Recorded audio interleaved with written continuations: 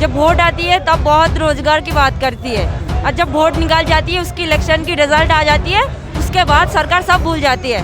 लोकसभा चुनाव 2014 से पहले 2 करोड़ रोजगार का वादा।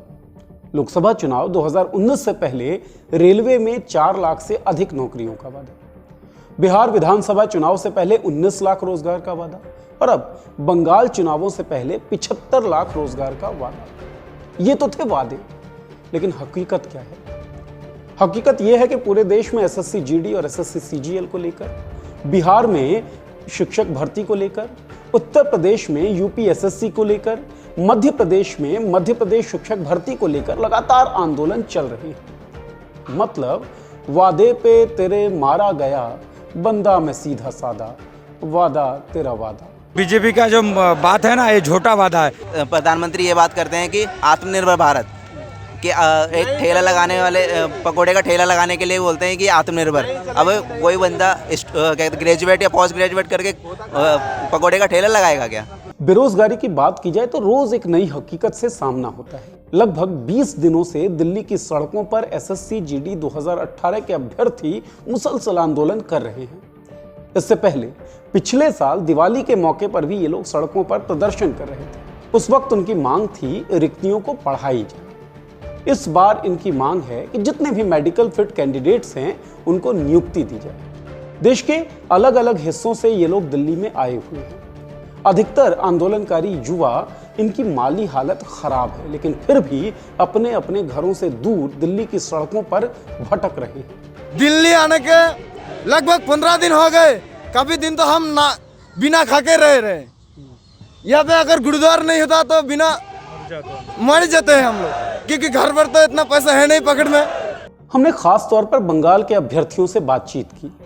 उनसे हमने पूछा कि भाई, बीजेपी वादा कर रही है कि अगर चुनाव जीती तो 75 लाख रोजगार देगी, इससे आपको कितनी उम्मीदें हैं?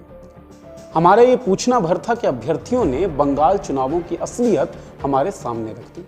बंगाल में अब पूरी तरह से दुर्नीतिग्रस्त पॉलिटिक्स चल रहा है। सभी, चाहे बीजेपी हो चाहे बंगाल का लोकल पार्टी हो। इसके बाद बीजेपी का ट्रैक रिकॉर्ड भी उन्होंने हमारे सामने रखा। जब इलेक्शन जीत गया तब बिहार के बारे में कुछ नहीं सोचा। यूपी में बंदा अभी सड़क पर बैठा है। पहले तो बोलता है सबका साथ सबका विकास। विकास कहाँ हो रहा है?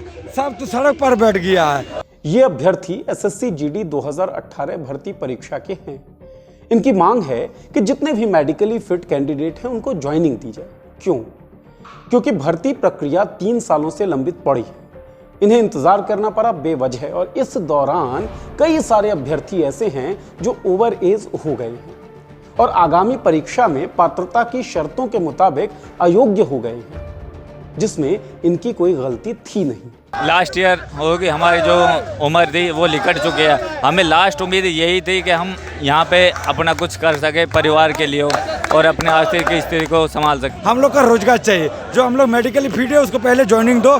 हम बहुत दिनों से ये मांगे कर रहे सरकार से, गृह मंत्रालय से, सबसे, लेकिन हमारा बात कोई नहीं सुन रहे।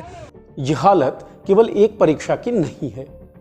उत्तर प्रदेश में तो आंदोलन कर रहे युवाओं पर लाठियां बरसाई गई और 103 युवाओं पर केस दर्ज कर लिया गया।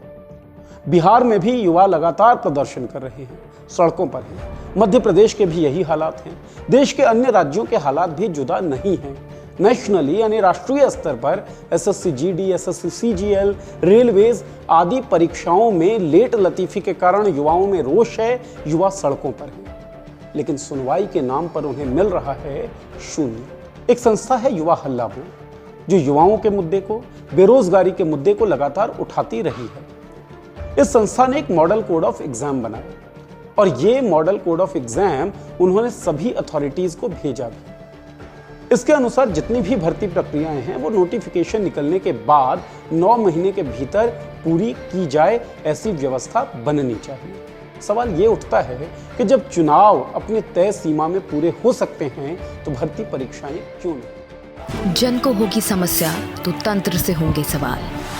आपकी आवाज़ अब सुनेगा देश। मुद्दा आपका, मंच हमारा। शेयर करें अपनी बात, हम बनेंगे आपकी आवाज़।